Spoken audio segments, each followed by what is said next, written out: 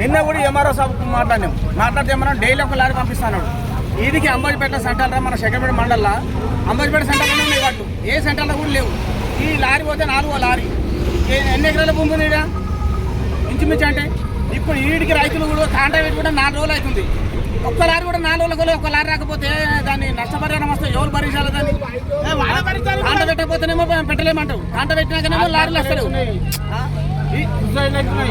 రాకపోతేనేమో ధర్నా చేస్తేనేమో మేము ఉన్నాం తోలిస్తామని ఎస్ఐ అంటాడు, మన ఎంఆర్ఓ అంటాడు.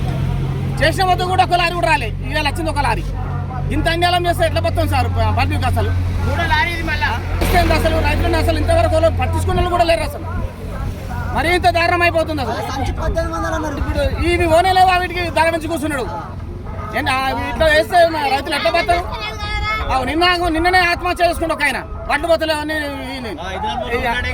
ఇతర కొట్టాడే నిన్న ఇక్కడ మన అగ్రహారంలో ఊరేసుకుంటే ఒక రైతు.